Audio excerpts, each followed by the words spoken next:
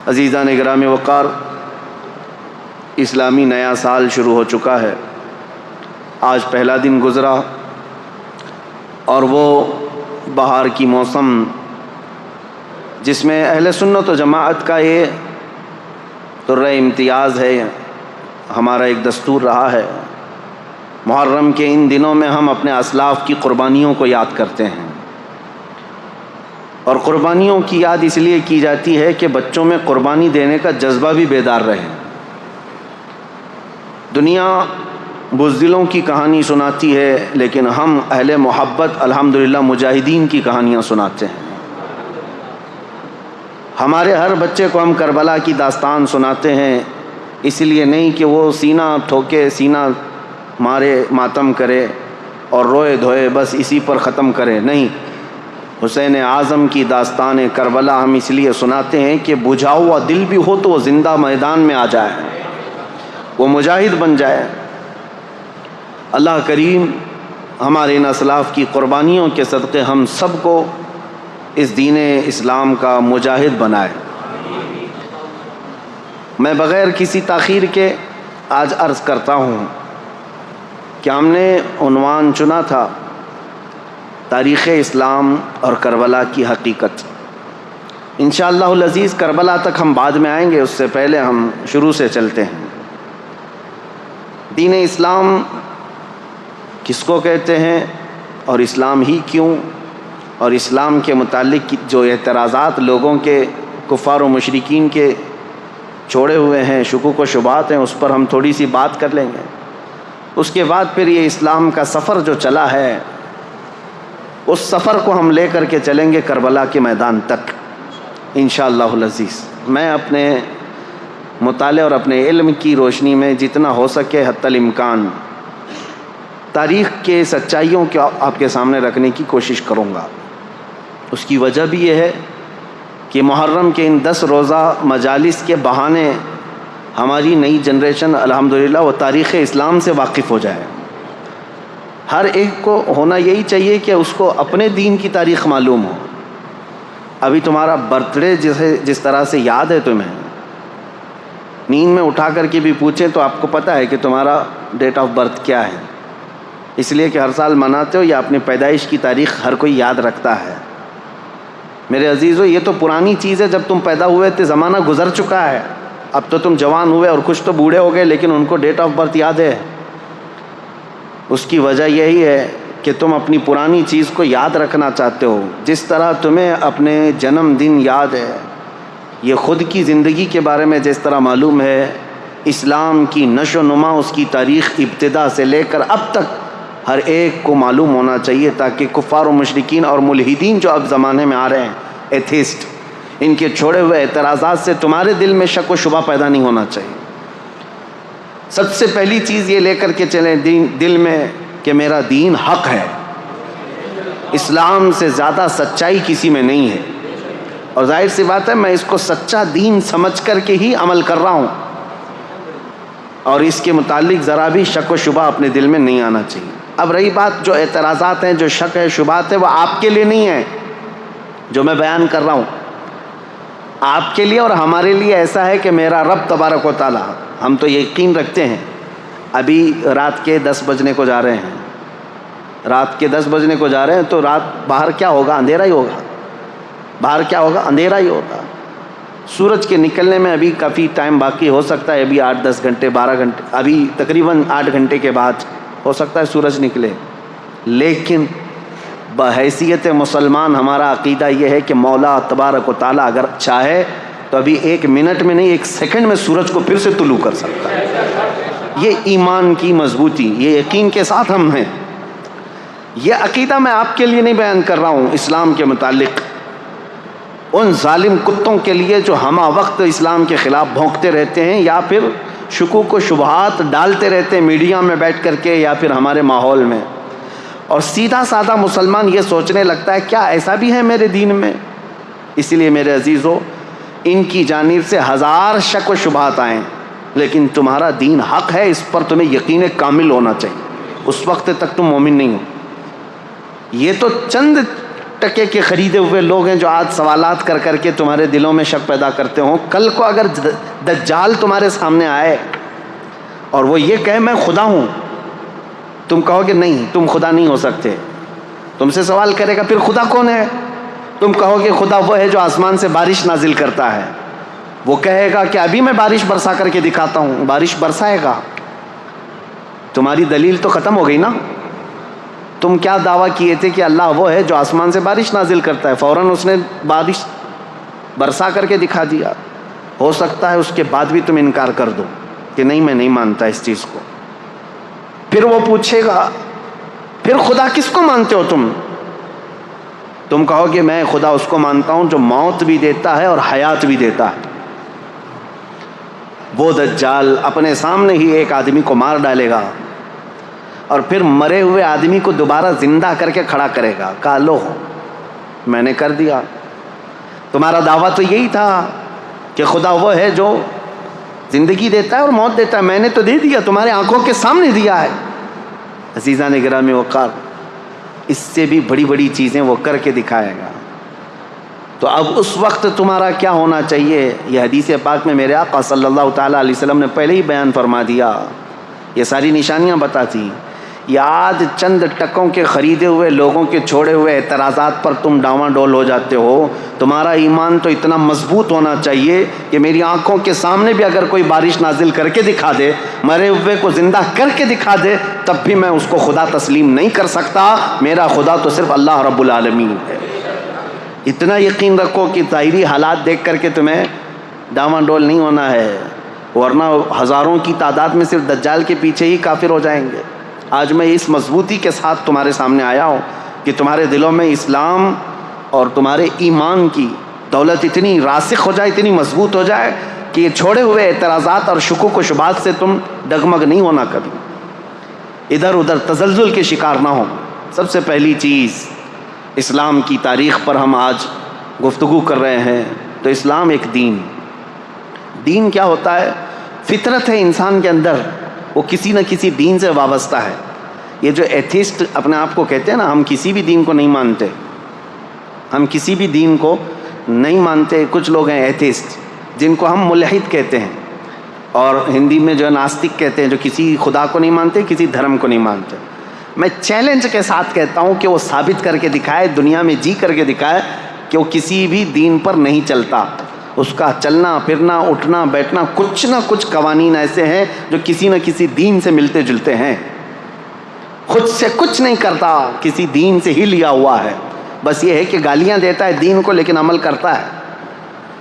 کوئی انسان دھرتی پر ایسا نہیں ہے جس کے دل کے اندر فطرت میں یہ نہ ہو کہ وہ کسی نہ کسی دین سے تعلق رکھتا ہے.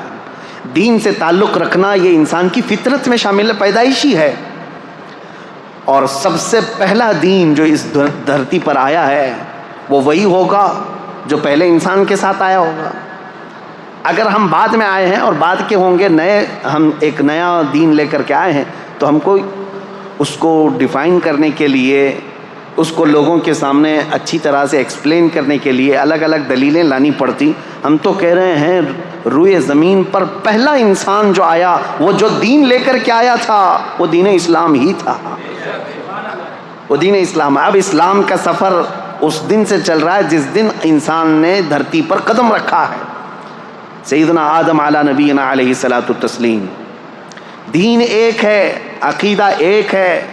1,24,000 کم و بیش نبی اس دنیا میں آئے، سب کا عقیدہ ایک، دین ایک. بس شریعتیں بدلتی رہیں گی، لا چینج ہوتے رہیں. لا کے چینج ہونے سے پورے دین اور عقیدے کے چینج ہونا یہ ضروری نہیں ہوتا. آدم علیہ السلام کا عقیدہ کیا تھا؟ اللہ ایک ہے. نوح علیہ السلام کا عقیدہ کیا تھا؟ اللہ. ابراہیم علیہ السلام، اسماعیل علیہ السلام کا عقیدہ کیا تھا؟ اللہ. سب نبیوں کا عقیدے میں کوئی فرق نہیں ہے، عقیدے میں کوئی فرق نہیں. سارے نبیوں کا عقیدہ تھا فرشتے موجود ہیں، سارے نبیوں کا ایمان تھا، عقیدہ تھا کہ قیامت کا دن قائم ہونے والا ہے، آخرت پر. سب ان معاملات میں کوئی فرق نہیں. دین اسلام کی جو بنیاد ہے وہ آدم علیہ السلام سے ہے. اب لا جو ہیں، لا کہتے ہیں قوانین، انسانوں کے جیسے جیسے بدلتے جاتے ہیں حالات، قانون بدلتے جاتے ہیں. ارے میاں ہم تو ابھی 10 سال کے اندر اتنے امینڈمنٹ دیکھ چکے پارلیمنٹ کے اندر. قانون امینڈمنٹ کیا ہوتا ہے؟ یہ سنشودھن جو ابھی لا کر کے پوری ہندوستان کو نچایا گیا کہ ہم اس میں ترمیم لا رہے ہیں. ترمیم کہتے ہیں قانون جو پہلے سے بنا ہوا ہے اس میں رد و بدل کیا جاتا ہے. پہلے یہ تھا، اب یہ ہے. یہ ہر ملک میں ہر پارلیمنٹ میں ہوتا ہے. چند سالوں کے بعد انسانوں کے یہ جو بل پاس ہوتے ہیں کیا ہوتے ہیں؟ لا تو پہلے سے یہاں پر بنے ہوئے 1950 سے ہمارے ملک میں، لیکن ابھی بھی ہر سال پارلیمنٹ میں کوئی بل پاس ہوتا ہے، کوئی نیا قانون آتا ہے. پہلے ٹیکس الگ تھا، اب ٹیکس الگ ہو گیا. یہ جو لا چینج ہوتے جاتے ہیں، اس سے کیا یہ فرق پڑتا ہے کہ پہلے آپ ہندوستانی تھے اب ہندوستانی نہیں ہیں؟ فرق پڑتا ہے؟ نہیں فرق پڑتا ہے. آپ جس دیش کے رہنے والے تھے وہ کل بھی تھے آج بھی ہیں. لا آپ کے چینج ہوتے رہے ہیں. اسی طرح میرے عزیزو بنیاد اسلام کی وہی ہے جو آدم علیہ السلام لے کر کے آئے تھے، لیکن ہر زمانے میں انسانوں کی ضرورت کے اعتبار سے ان کے لا چینج ہوتے رہے. آدم علیہ السلام کی شریعت میں کچھ مسئلے الگ تھے، نوح علیہ السلام کی شریعت میں کچھ مسئلے الگ تھے، لیکن کسی بھی نبی کی شریعت میں یہ نہیں تھا کہ تم گائے کی پوجا کر سکتے ہو، تم بندر کی پوجا کر سکتے ہو. پھر کسی نبی کے اس میں آ گیا ہو کہ نہیں یہ فلاں کی پوجا کر سکتے ہو. نہیں، آدم علیہ السلام سے لے کر میرے نبی تک عبادت صرف اللہ رب العالمین کی، ایک خدا کی عبادت ہوتی رہی، اس میں کوئی فرق نہیں. تو اب میں تاریخ اسلام جو بتا رہا ہوں تو فخر سے کہو میرا دین وہی ہے جو دنیا کی شروع سے لے کر آج تک موجود ہے. جس دن آدم علیہ السلام روئے زمین پر آئے اسی دن اسلام بھی ساتھ میں آیا ہے. اسلام اسی دن ساتھ میں آیا. اب یہاں پر باتیں آتی ہیں کہ وہ دھرم بہت پرانا ہے، یہ دھرم بہت پرانا ہے، ان کو تو یہ تک پتہ ہی نہیں ہے. کبھی کہتے ہیں 50 لاکھ سال پرانا ہے، کبھی کہتے ہیں کوئی 40 لاکھ سال پرانا ہے. یہ اٹکل پچو ہے. دنیا 1 لاکھ سال پرانی ہے یا نہیں یہ ثابت نہیں کر پائیں گے. دنیا کو قائم ہوئے یعنی آدم علیہ السلام کو اس روئے زمین پر آئے ہوئے اور اب تک کتنا سال گزرا، یہ اب تک یہ بتا نہ سکیں گے کہ 1 لاکھ سال گزرے ہیں کہ 2 لاکھ. لیکن اٹکل پچو مارے جاتے ہیں کہ ہمارا جو ماننے والا عقیدہ ہے یہ 50 لاکھ پرانا ہے. 50 لاکھ بولو، خیالی تو ہے پورا دھرم، تو 50 لاکھ بولو، 50 کروڑ بولو، سب چلے گا، کوئی مسئلہ ہی نہیں ہے، کیونکہ کہانی ہے، جتنا بھی بول لو چلے گا. ریئلٹی کیا ہے، حقیقت کیا ہے؟ تو پھر آپ کو ہم تاریخ کے حساب سے بتائیں گے میرا دین اس دن سے ہے جس دن آدم علیہ السلام زمین پر تشریف لائے. اب ان کے متعلق ایسا نہیں ہے کہ صرف دین اسلام ہی بولتا ہے.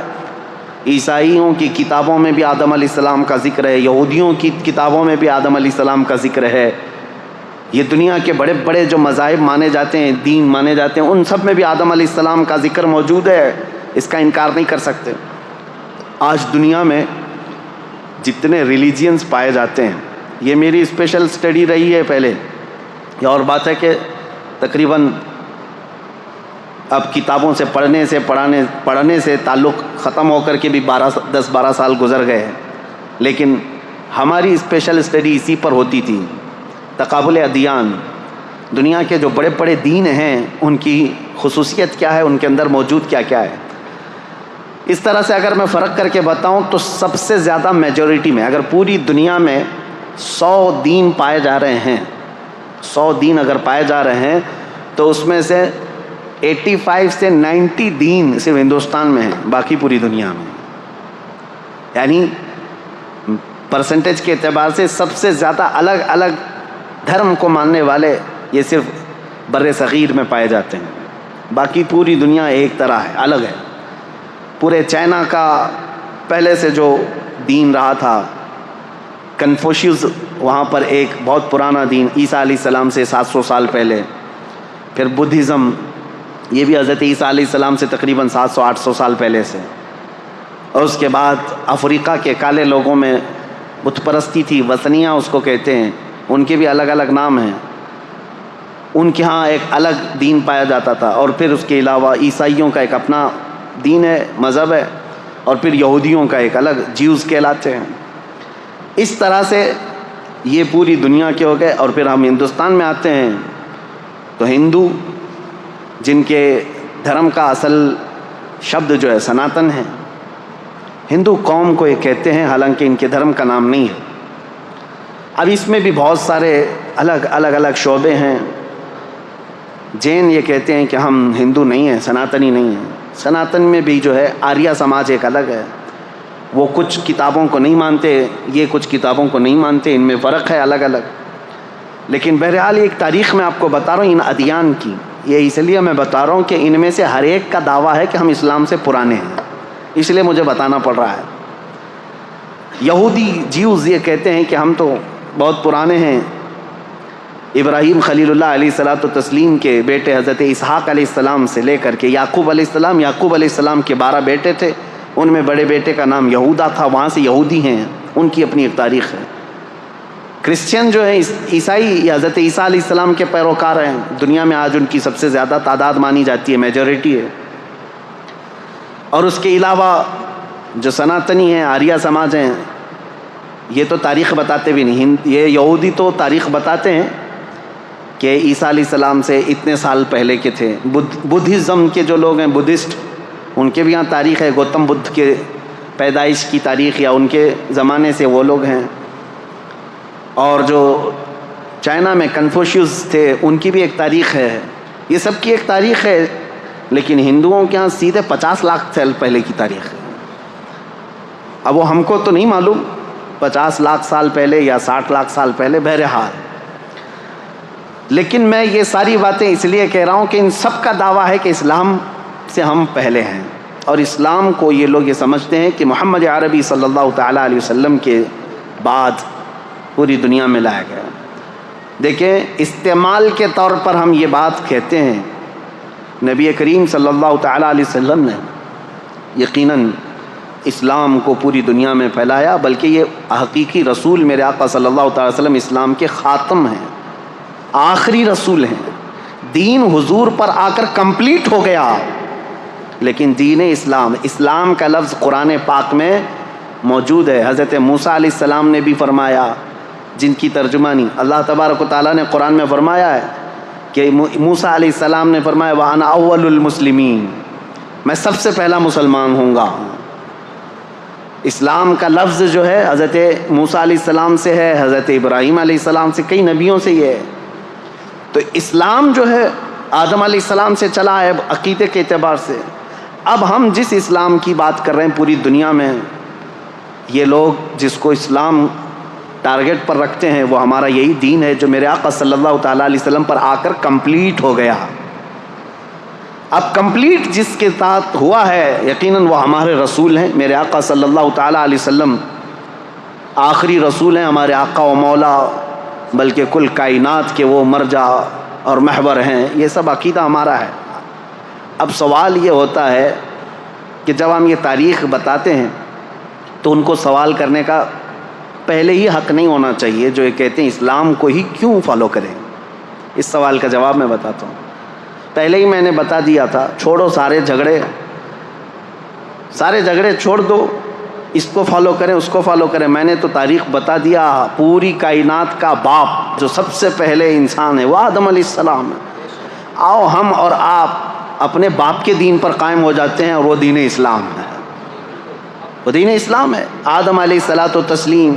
لیکن ایک بات یاد رکھنا، آدم علیہ السلام کے لا، ان کی شریعت اب نہیں ہے، ان کا عقیدہ، ان کی بنیادیں، وہ دین موجود ہے، لیکن ساتھ میں آدم علیہ السلام کو اگر مانتے ہو، چلو آ کر کے اس پر یہ بھی ماننا ہوگا کہ سیدنا آدم علیہ الصلوۃ والتسلیم جنت سے دنیا میں بھیجے گئے تھے، 300-350 سال روتے رہے اللہ تبارک و تعالیٰ کی بارگاہ میں، اور پھر وہ ایک دن آیا جب اللہ نے ایک کلمہ ان کو القا فرمایا، اور پھر اس کلمے کے ذریعے سے آدم علیہ السلام کی توبہ قبول ہوئی۔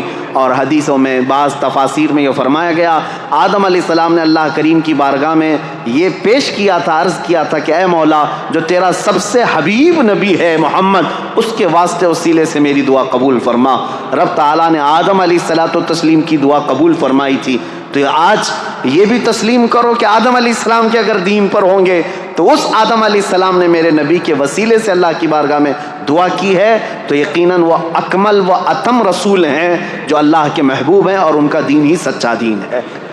اب میں بتاتا ہوں دین اسلام کی ہی پیروی کیوں کرنی چاہیے۔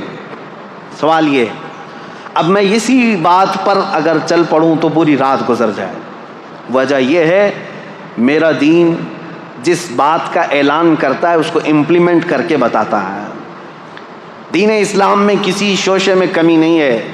اگر کمپیئر کرنے کی بات کریں گے تو کچھ لوگوں کو برا لگے گا، لیکن آپ کا سوال ہے کہ دین اسلام کی ہی کیوں پیروی کریں، کیوں اسی کو فالو کریں، تو پھر مجھے بتانا پڑے گا. دین اسلام کو فالو کرنے کے لیے اس لیے کہ پورے حیات کا اگر نظام تمہیں چاہیے اپنے جینے کا تو صرف اسلام ہی دیتا ہے، صرف اسلام دیتا ہے. یہ میرا چیلنج ہے. جینے کا سلیقہ صرف اگر تم چاہتے ہو تو جینے کے سلیقے میں یہ صرف یہ نہیں آتا چار دیواری کے اندر جینا.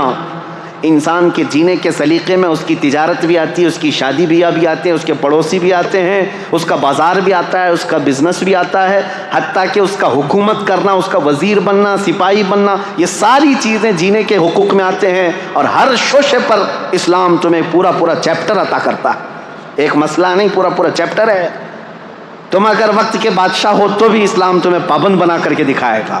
تم اگر کرسی عدالت پر بیٹھے ہو قاضی تو پورا باب موجود ہے، تمہیں فالو کرنا پڑے گا. تم اگر کسی اسکول کے ٹیچر ہو تو اسلام تمہیں اس کے بھی اسلوب بتائے گا. آج میرے عزیزو میں آپ کو بتاؤں 1400 سال پہلے جب لا تھے ہی نہیں، بادشاہوں کے رول چلتے تھے، بادشاہوں کے قانون چلتے تھے. جو بادشاہ کو رات میں خواب آ گیا وہ صبح قانون بن گیا. نہ پارلیمنٹ میں پاس کرانے کی ضرورت تھی، کچھ نہیں، بادشاہ کہہ دیا آج سے یہ قانون وہ قانون. اسلام نے سب سے پہلے یہ دنیا میں قوانین پیش کیے کہ نہیں، حکومت بھی چلے گی تو لا کے ذریعے سے چلے گی، اور اس لا کے اندر وقت کا خلیفہ بھی داخل ہوگا، وہ بھی شامل ہوگا، قانون اس کے اوپر بھی ہوں گے، کسی ایک کے اوپر نہیں ہے. کئی مرتبہ ایسا ہوا ہے میرے عزیزو، خلفائے راشدین سے افضل اس امت کے صحابہ میں سے لے کر آخری زمانے تک کوئی نہیں ہے. نبیوں کے بعد خلفائے راشدین سب سے افضل لوگ ہیں، لیکن کئی مرتبہ ایسا ہوا ہے کہ حضرت عمر فاروق رضی اللہ تعالیٰ، حضرت علی کرم اللہ وجہہ الکریم عدالت میں حاضر ہوئے ہیں قاضی کے سامنے. وہ خلیفہ ہوتے ہوئے بھی عدالت میں حاضر ہوئے ہیں. نہ قاضی نے ان کے خلیفہ ہونے کا وہ کیا کہ وقت کا خلیفت آیا ہے، نائب رسول ہیں، صحابی رسول ہیں، ان کی فضیلتوں میں کیا کیا حدیثیں نہیں آئی ہیں. لیکن وقت کا قاضی عدالت کے منصب پر جب بیٹھا ہے تو وہ نظریں تک نہیں اٹھاتا کہ مسئلہ فیصلے کا ہے، عدالت کا ہے. عزیزان گرامی اوقات، اسلام کی یہ خوبیاں ہیں جس کی وجہ سے ہم کہتے ہیں فالو کرنے کے لائق صرف اسلام ہے. یہ دین مکمل ہے، انکمپلیٹ نہیں ہے، کمپلیٹ دین ہے. لاؤ تم زندگی کا جو بھی شعبہ، میں بتاتا ہوں اسلام کے ذریعے سے اس کے متعلق کیا حل ہے. کہیں دوسری جگہ ہم نے دیکھا ہے یا تو عورتوں کے حقوق نہیں ملتے ہیں، کہیں بچوں کے حقوق نہیں ملتے، کہیں شادی کے مسائل نہیں ملتے، کہیں تجارت کے مسائل نہیں ملتے، کہیں جرائم کے متعلق باتیں نہیں ملتی. آج میں آپ کو بتاؤں اسلام کی خوبیاں.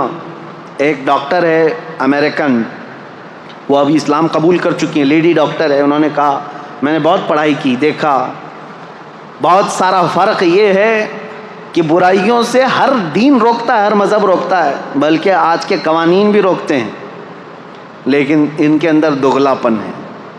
صاف صاف میں بتا رہا ہوں، شراب اچھی چیز نہیں ہے، سارے لوگ کہتے ہیں، صحیح بات ہے، سارے لوگ کہتے ہیں.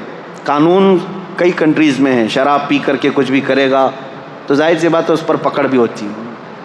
جگہ جگہ روڈ پر ہم دیکھتے ہیں ڈونٹ ڈرنک اینڈ ڈرائیو، شراب پی کر کے گاڑی مت چلاؤ. کیوں میاں کیا ہوتا ہے شراب پی کر؟ ارے پولیس والے تو گھس گھس کر کے منہ سونکھتے رہتے ہیں کہ شراب پیا ہے کہ نہیں ہے، رات کو ان کی ڈیوٹی رہتی ہے شراب پیا ہے کہ نہیں، ہر ایک کا منہ چیک کرتے رہے. کیوں؟ قانون کے خلاف ہے. اور گاڑی اگر چلا رہا ہے شراب پی کر کے ٹھوکے گا، کسی کو مارے گا، خود بھی مرے گا، دوسرے کی بھی جان کو خطرے میں ڈالے گا. یہی مسائل ہے نا. ہم سوال یہ کرتے ہیں جب یہ اتنی خطرناک چیز ہے کہ کبھی بھی ایکسیڈنٹ کرتا ہے آدمی، کبھی بھی ایکسیڈنٹ کرتا ہے، کسی کو مار سکتا ہے، بلکہ پی کر کے جائے اور سیف ڈرائیونگ کر کے بھی جائے تو جا کے گھر میں بیوی کو تو مارتا ہی ہے، گھر میں پتہ نہیں کیا کیا کرتا ہے. کہاں یہ تو ہوتا ہے. ہم نے کہا یہ سب لکھ کر کے لگاتے آپ ہو ڈونٹ ڈرنک اینڈ ڈرائیو، لیکن ہمیں یہ بتاؤ کہ اس کو پینے کی جگہ کہاں ہوتی ہے اور اس کو پلانے والے کو لائسنس کون دیتا ہے؟ کوئی ایک بھی شراب کی دکان کیا حکومت کی پرمیشن کے بغیر علل اعلان چلائی جا سکتی ہے؟ نہیں. میاں ایک طرف تم خود ہی لائسنس بانٹتے ہو کہ شراب بیچو، اور اس کے بعد پھر لوگوں کو پابندی بھی لگاتے ہو پینا نہیں. یہ دغلاپن، اس کو ایک امریکن ڈاکٹر نے کہا میں نے دنیا بھر میں یہ دیکھا. اب آؤ اسلام میں. میرے آقا صلی اللہ تعالیٰ علیہ وسلم نے جب شراب کی حرمت کا حکم فرمایا کہ شراب حرام ہو گئی تو ایک قبیلہ حضور کے پاس آیا تھا. انہوں نے پوچھا اے اللہ کے نبی صلی اللہ علیہ وسلم آپ ہمیں کن کن چیزوں سے روکتے ہیں؟ میرے آقا صلی اللہ تعالیٰ علیہ وسلم نے 4 چیزوں سے ان کو منع کیا تھا. وہ 4 چیزیں کیا تھیں بتاؤں میں آپ کو؟ یہ صحیح حدیث ہے، بخاری شریف میں موجود ہے. نبی کریم صلی اللہ تعالیٰ علیہ وسلم نے فرمایا جو 4 آلے ہوتے تھے شراب پینے کے، کوئی ایک کدو کو کاٹ کر کے بیچ میں سے اس کا پورا ایک مٹکا بنا دیتے تھے، اور ایک لکڑی کا گلاس ہوا کرتا تھا، یا پھر ایک پرانے زمانے میں کسی پھل کا ایک برتن بنایا جاتا تھا، اس میں شراب ڈال کر کے لوگ پیتے تھے تو نشہ زیادہ آتا تھا، اور عربوں کے یہاں 50-50 سال پرانی شراب پی جاتی تھی. نبی کریم صلی اللہ تعالیٰ علیہ وسلم نے شراب کے حرام ہونے کا حکم تو دیا، ساتھ میں یہ فرمایا وہ مٹکا بھی توڑو، وہ گلاس بھی توڑو، اور وہ برتن بھی توڑو، ان سب چیزوں کو ختم کرو. اب کبھی حکمت سوچو میرے عزیزو، شراب حرام ہو گئی، یہ پیالے کیوں حرام ہوئے؟ اس لیے کہ ان پیالوں کو دیکھ کر پینے والے کو پھر سے وہ شراب کی یاد نہ آ جائے. اسلام جڑ پر انگلی رکھتا ہے، اسلام بنیاد پر انگلی رکھتا ہے. یہ نہیں کہ اب تم پی کر کے آؤ تو بعد میں دیکھیں گے علاج کیا جائے گا. آج اسلام کی خوبیوں کے بارے میں عصمت دری کے معاملات کتنے تیزی سے بڑھے ہیں پتہ ہے؟ آج کی رپورٹ میں آج ہی کی بات بتا رہا ہوں، USA کی رپورٹ میں، امریکہ کے پورے حصے میں پر ڈے 1700 لڑکیاں ریپ کا شکار ہوتی ہیں. یہ وہ ہیں جو ریکارڈ میں آتی ہیں، اور ریکارڈ میں جو آتی ہیں وہ 1/3 ہوتی ہیں، باقی تو ویسی ہے. اور اس میں ہندوستان میں بھی بہت زیادہ لیول بڑا ہوا ہے. ریپ ہمارے ہاں تو آپ نے دیکھے اس پر کتنے احتجاجات ہوئے ہیں. چھوٹی عمر کے نابالغ لڑکوں کو جو حکومت کی نظر میں، ان لوگوں کے ذریعے سے بھی 16 سال کا 15 سال کا لڑکا شراب پی کر کے کسی لڑکی کو اچانک اٹھا لیا، 3-4 درندوں نے مل کر کے اس کی عصمت لوٹ لی، عزت لوٹ لی، اور مار کر کے اس کو راستے پر پھینک دیا. یہ کتنے واقعات ہو رہے ہیں. اب اس پر بات 2-4 دن تک گرم رہتی، میڈیا میں چلتی ہے، لوگ سڑکوں پر آ جاتے ہیں، انصاف انصاف انصاف. میرے عزیزو، زنا ایک بہت سنگین جرم ہے. زنا پر اسلام نے جو پابندیاں لگائی ہیں وہ ہلکی نہیں ہیں، ہلکی نہیں. آپ میں سے کوئی بھی عزت والا، میں ان سے پوچھتا ہوں جو ہندو ہیں، جو کرسچن ہیں یا دوسرے دھرم والے، میں ان سے پوچھتا ہوں کیا تم اس بات کو پسند کرتے ہو کہ تمہاری بہن کو کوئی بھی اٹھا کر لے جائے اور اپنے بستر کی زینت بنائے؟ ہرگز نہیں پسند کرو گے، کوئی نہیں پسند کرتا اس بات کو. تمہاری ماں کو کوئی لے جائے، کوئی بہن کو لے جائے، کوئی بیٹی کو لے جائے، ہرگز تم بھی نہیں پسند کرتے. میرے دین کی خصوصیت یہ اپنی جگہ پر. میں ان سے پوچھتا ہوں تم پسند کرتے ہو؟ نہیں پسند کرتے. جب یہ اتنا گھناؤنا جرم ہے، نہیں پسند کرتے اس کو کوئی بھی، لیکن یہ کنٹینیو ہوتا چلا آ رہا ہے. کیوں ایسا ہے؟ اس کی وجہ کیا ہے؟ یہ بڑھتے ہوئے ریپ کے کیسز. میرے عزیزو، سارے دین، سارے دھرم اس کے خلاف تو ہیں، لیکن اسلام نے جو دردناک سزا رکھی ہے وہ ایسی ہے کہ زنا کرنے والا سوچ کر کے کانپنے لگ جائے. پورے سورہ نور کی شروعات اللہ تعالیٰ نے یوں فرمایا، سورۃ انزلناہا وفرضناہا وانزلنا فیہا آیات بینات لعلکم تذکرون الزانیۃ والزانی فاجلدوا کل واحد منہما 100 جلدہ ولا تأخذکم بہما رأفۃ فی دین اللہ ان کنتم تؤمنون باللہ والیوم الآخر وَلْيَشْهَدْ عَذَابَهُمَا طَائِفَةٌ مِّنَ الْمُؤْمِنِينَ. پوری آیت ہے، اللہ تعالیٰ فرماتا ہے زنا جس نے کیا، زنا کیا ہے؟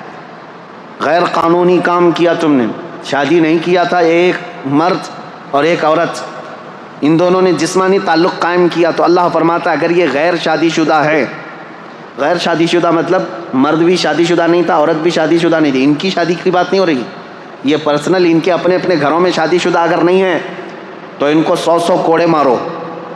کوڑا جو ہے نا وہ بیلٹ نہیں ہوتا ہے صرف، یا کوئی رسی کا نام نہیں، وہ چمڑے کا بیلٹ ہوا کرتا بڑا. ایک بار آج لگ جائے تو چمڑی ساتھ میں لگ کے آ جائے. 100 کوڑوں پر تو آدمی کی موت بھی ہو سکتی ہے، بلکہ قریب موت کی ہو جاتا ہے. اور اگر شادی شدہ ہے تو کہا گیا کہ پتھروں سے اس کو ہلاک کر دیا جائے گا، سنسار. اس کو لوگ مذاق میں لیتے ہیں. آج وہ لوگ یہ کہتے ہیں اتنا خطرناک کہ کسی کو مار دیا جائے گا. ہم نے ان سے پوچھا جن کی بیٹیوں کا ریپ ہوا ہے, ان سے پوچھو معلوم کرو, تو وہ کہتے ہیں نہیں, جو ریپسٹ ہے وہ اگر ہمارے ہاتھ میں آ جائے تو اس کو جلا دیں, اس کو کاٹ دیں, اس کو مار دیں گے ہم. یہی فرق ہے تمہارے میں.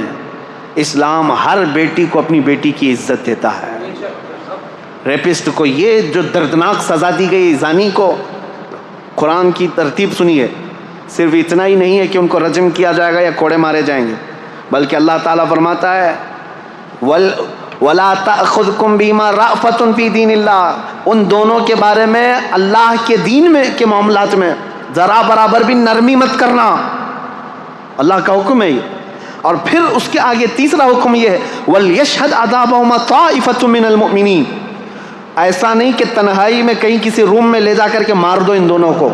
اللہ فرما رہا ہے ان کی سزا پر سارے مومنوں کو جمع کرو, سب کے سامنے سزا ہوگی. یہ سزا اتنی دردناک ہوتی ہے میرے عزیزوں کہ انسان سوچنے سے بھی کانپنے لگ جاتا ہے. یہی تو وجہ تھی کہ اسلام نے جڑ پر پابندی لگائی. اب میں آپ کو بتاتا ہوں یہ بڑا گناہ ہے, بڑی سزا ہے, وہاں تک پہنچے ہی کیوں, ہم سزا دیں ہی کیوں اتنی بڑی, اور یہ آدمی وہاں تک جائے ہی کیوں, زنا ہوتا ہی کیوں ہے, زنا تک پہنچتا ہی کیوں ہے.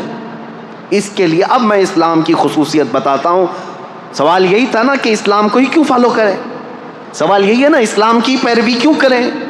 اب سنو, تم تو اب زنا کے بعد ہو سکتا ہے قانون لگاؤ گے ریپسٹ کے لیے یہ ہے 10 سال کی سزا, 18 سال کی سزا, کسی کے یہاں 14 سال کی سزا, نابالغ بچی کے ساتھ ہو جائے تو اس کو عمر قید کی سزا. سزاؤں کا نفاذ یہ تو بعد میں ہوگا, اور تم تو یہ پہلے سے سوچ رہے ہو یہ کر کے آئے گا تب یہ سزا ہوگی.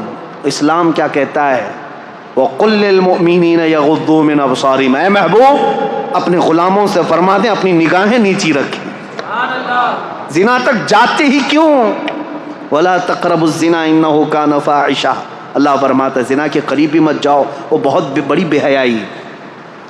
اور رب تعالیٰ نے صرف مومن مردوں سے نہیں فرمایا وَقُلْ لِلْمُؤْمِنَاتِ يَغْضُضْنَ مِنْ أَبْصَارِهِنَّ وَيَحْفَظْنَ فُرُوجَهُنَّ, اور اے محبوب مومنہ عورتوں سے بھی کہہ دیں وہ اپنی آنکھیں نیچی رکھیں, اپنی شرمگاہوں کی حفاظت کریں. وَلَا يُبْدِينَ زِينَتَهُنَّ, اے محبوب ان سے کہہ دیں اپنی مومنہ عورتوں سے, امتیوں سے, کہ وہ اپنی زینت کا اظہار نہ کریں. یہ قرآن کا حکم ہے. عورت اپنی زینت کا اظہار کس کے پاس کر سکتی ہے الا لبعولتہن, اپنے شوہروں کے پاس, او آبائہن, اپنے باپ کے پاس. یہ جن لوگوں کا ذکر آیا ہے قرآن میں ان کے سامنے, اپنے بیٹوں کے سامنے, اپنے بھانجوں کے سامنے, اپنے بھتیجوں کے سامنے, بس ان کے علاوہ کسی کے سامنے عورت اپنی زینت کا اظہار نہ کرے. اب مجھے بتاؤ اسلام نے کہاں روک لگائی ہے جہاں سے شروعات ہوتی ہے. النظرۃ سہم من سہام الشیطان, اے نوجوانوں توجہ سے سن لو, میرے آقا صلی اللہ علیہ وسلم نے فرمایا نظر جو ہے شیطان کے تیروں میں سے ایک تیر ہے. نظر سے شروعات ہوتی ہے, نظریں 2-4 ہوئیں, اس کے بعد پھر جسم حرکت کیا, دل کے اندر وسوسے پیدا ہوئے اور اس گناہ کے ارتکاب کے لیے آدمی دوڑ پڑا, لیکن شروعات ان آنکھوں نے کی تھی اور قرآن نے وہیں پر پابندی لگائی تھی. یہ میرے دین کی خصوصیات ہے. تم پوچھتے ہو اسلام کو ہی فالو کیوں کرے, یہ جرائم کو, کرائم کو ایسے روکتا ہے جہاں سے اس کی شروعات ہوتی ہے. جہاں چشمہ پھوٹنے والا ہے وہیں پر بند باندھ دو, پانی بہہ جانے کے بعد گٹر بند کرنے سے کچھ نہیں ہونا. جہاں سے سوتا پھوٹا ہے اسی کو روکنا ہے. اسلام وہاں پر بند باندھتا ہے, نظروں کو نیچی رکھو. چوری پھر بھی گھٹتی نہیں آج, چوری کا آپ یہ دیکھیں ریشو تو کم نہیں ہوا ہے, بڑھتا ہی جا رہا ہے. چوروں سے کیسے چھٹکارا حاصل کریں, اسلام نے اس کے لیے بھی حل بتایا.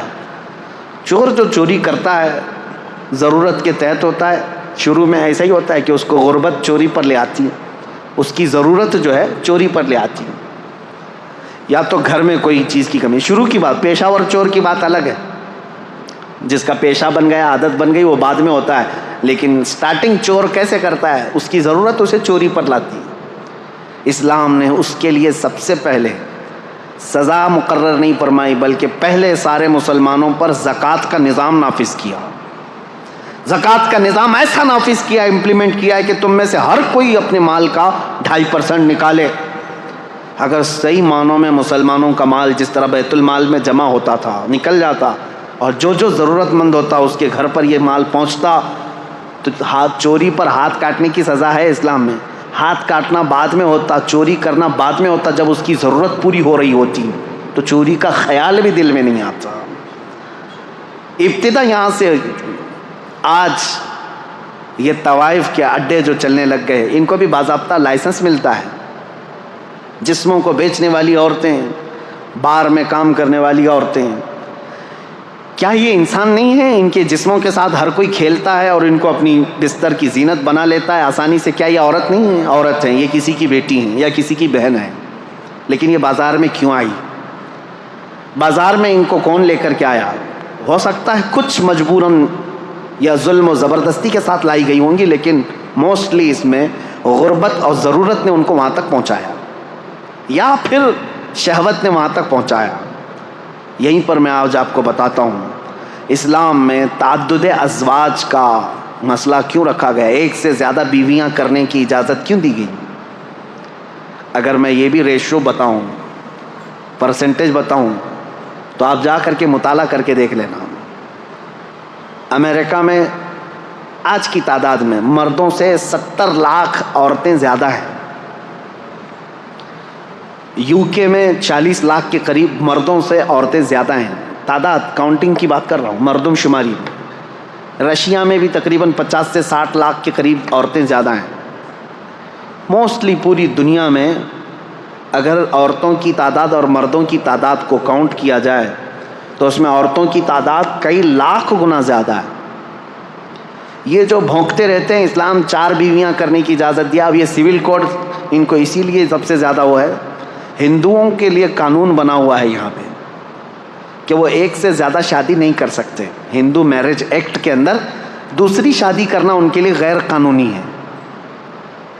اور مسلمانوں کے لیے مسلم میرج ایکٹ کے اندر ہے کہ وہ دوسری شادی کر سکتا ہے. ہمارے یہاں اجازت تھی. میرے عزیزو، یہ زور زبردستی نہیں. جب لا بن رہے تھے انڈیا کے، تب یہ دونوں کے دھرم کو سامنے رکھ کر کے ہی بنایا گیا تھا.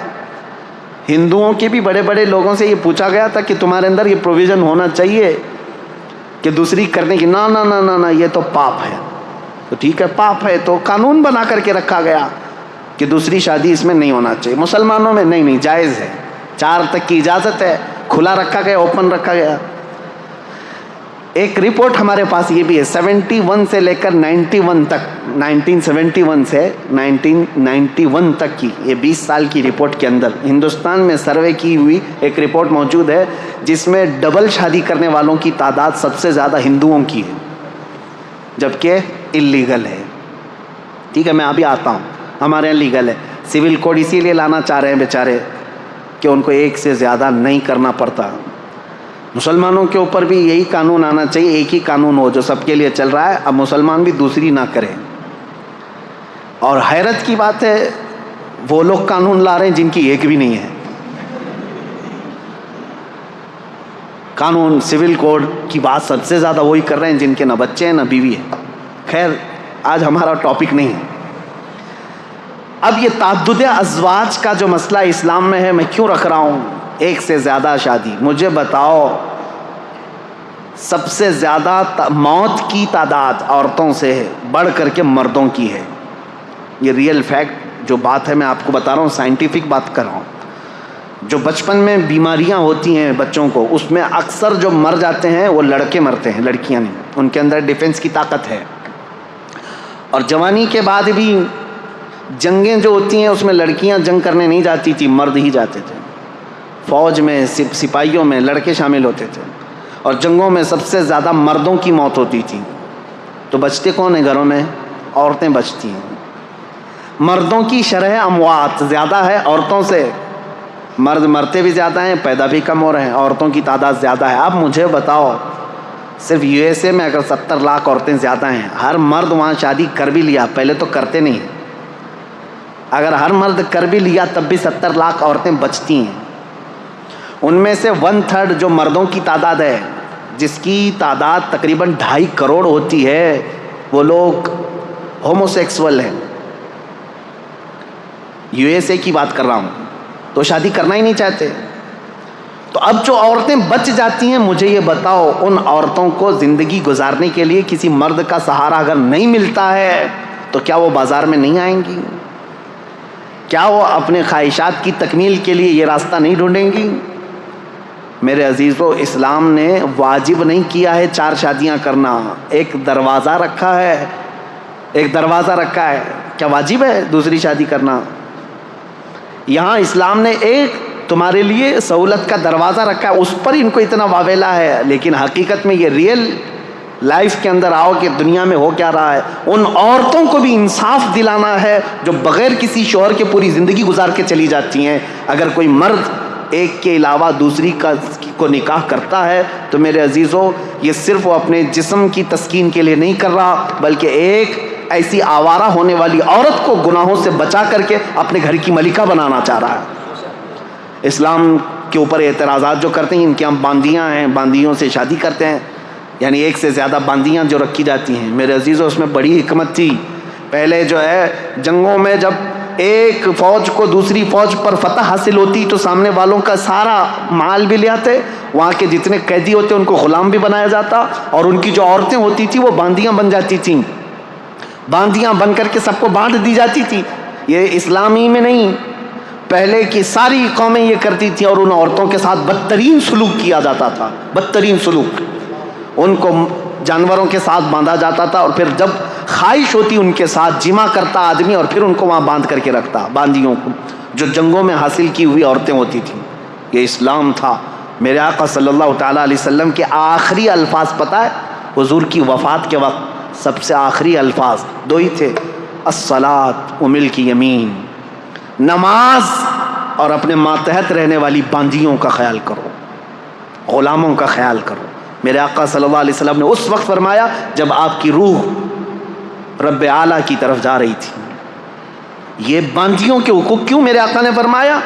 کہ صرف یہ کام کاج کی مشینیں نہیں ہیں. ابھی اگر جنگوں کے بعد تمہارے ہاتھ آئی ہیں تو انہیں نکاح کرو اور ان کو اپنے گھر کی زینت بناؤ. وہ ملکہ بن کر کے رہی ہیں. 1 2 نہیں، ہزاروں تاریخ اسلام میں موجود ہیں جو صحابہ کے نکاح میں آئیں اور ان سے اولاد بھی ہوئیں، ان سے بڑے بڑے فقیہ اور محدث بھی پیدا ہوئے. ان عورتوں کو آوارہ ہونے سے اسلام نے بچایا. میرے عزیزوں، میں کتنی باتیں عرض کروں، اسلام کی ہی پیروی کیوں کی جائے. یہ خوبیاں اگر میں بتاتا رہوں، یہ آپ کے لیے نہیں ہے، آپ آلریڈی اللہ تعالیٰ کی طرف سے ہدایت دیے ہوئے ہیں. اللہ تعالیٰ نے آپ کو اسلام پہلے سے دیا ہے، یہ اس کا شکر ہے. میں ان لوگوں سے پوچھ رہا ہوں، ان لوگوں سے کہہ رہا ہوں جو یہ کہتے ہیں اسلام کی ہی پیروی کیوں کریں، اس کے اندر کیا خصوصیت ہے، اسلام کو فالو کیوں کریں. ان کے لیے میں کہہ رہا ہوں اسلام پورا نظام حیات ہے، پوری زندگی کا دستور ہے. اور چیلنج ہے میرا ہی، کوئی بھی لے کر کے آ کر کے دکھائے، میں بتاؤں گا کہ انکمپلیٹ ہے تمہارے یہاں، انکمپلیٹ. کسی بھی دین میں جاؤ. ایک اور خاتون کی بات میں کرتا ہوں، رشیا کی، وہ دین اسلام میں آئیں تو انہوں نے لکھا ہے، وہ بھی ایک خاتون ہے، نام میں نہیں جانتا یا یاد نہیں ہے ابھی مجھے نام. انہوں نے کہا کہ میں دین اسلام میں داخل ہوئی. لوگ یہ پوچھتے ہیں سبب کیا تھا، وہ کہتی ہیں کہ اس طرح سوال کرنا بھی میں اس کو غلط سمجھتی ہوں کہ اسلام کی اتنی بڑی عظمت کے لیے یہ سوال ہونا ہی نہیں چاہیے. کوئی اسلام میں آ رہا ہے تو کس وجہ سے آیا. وہ خاتون کہتی ہیں میری تو وجہ یہ تھی، سب سے بڑی وجہ، کہ میں نے صرف اس دین میں دیکھا کہ بندہ بغیر کسی، جیسے پجاری کے، پادری کے، جیسا ان کے ہاں پورا تسلط قائم ہے، حکومت قائم ہے کہ ان کے علاوہ کچھ ہو نہیں سکتا، بابائیت، پاپائیت جس کو کہتے ہیں. وہ کہتی ہے صرف دین اسلام ایسا ہے جس میں بندہ تنہا بھی اگر چاہے تو اللہ سے قریب ہو جاتا ہے. اور خدا فرماتا ہے اے محبوب، میرے بندے میرے بارے میں آپ سے سوال کرتے ہیں، اے رسول میرے بندے آپ سے میرے بارے میں سوال کرتے ہیں کہ ہمارا رب کہاں ہے. اے میرے محبوب ان کو جواب دیں کہ ہم ان کے شہرک سے زیادہ قریب ہیں. اللہ فرماتا ہے قرآن پاک میں بہت قریب ہوں تم سے. وہ خاتون کہتی ہے مجھے یہ فلسفہ اتنا اچھا لگا کہ بندہ یہاں پر آزاد ہے، جو جس طرح دوڑنا چاہے اپنے رب کے حضور ہو جا سکتا ہے. عیسائیت میں نہیں ہے. بہت ساری جگہوں پر ایسا ہے کہ پوجا بھی تم خود سے نہیں کر سکتے جب تک پجاری نہ آ جائے، پنڈت نہ آ جائے، ان کے بغیر اگر کیا تو پاپ کیا تم نے۔ اور عیسائیوں کے یہاں ایسا ہے کہ پاپ جو پادری ہے پاپ ہے، ان کے بھی لیول ہیں الگ الگ، وہ تمہیں عبادت کروائیں گے اور خدا کے قریب پہنچائیں گے۔ بلکہ پکا عیسائی بننے کے لیے بھی ایک طریقہ ہوتا ہے، ایک حوض ہوتا ہے پیلے رنگ کا، اس میں پانی ڈالا جاتا ہے اور بچے کو ڈبا کر کے اٹھایا جاتا ہے اور پھر کہا جاتا ہے آپ پکا ہو گیا کرسچن۔ پانی میں ڈبا کر کے اٹھا دیا گیا تو ہو گیا پکا ہو گیا۔ افریقہ میں ہیں کالے لوگ، گرم سلاخیں لیتے ہیں، آگ میں تپاتے ہیں اور چہرے پر یہاں چار نشان لگاتے ہیں اور کہتے ہیں اب ہمارے دین میں پکا ہو گیا۔ اور قرآن کہتا ہے صبغۃ اللہ ومن احسن من اللہ صبغہ، اللہ کا رنگ سب سے بہترین رنگ ہے، اس سے بہترین کوئی رنگ نہیں۔ پیلا پانی، لال پانی، ڈوب کر کے اٹھتے رہو۔ میرے عزیزو، یہ دین میں نہیں ہے۔ دین اسلام صرف عقیدے سے مضبوط ہوتا ہے۔ یہاں پر وہ نہیں رکھا گیا ہے کسی کی، وہ کیا کہتے ہیں، حاکمانہ تسلط۔ ابھی 2 دن پہلے کی بات ہے، ایک انجینئر صاحب سے ہماری ملاقات ہوئی، وہ گھر کے پلان دیتے ہیں۔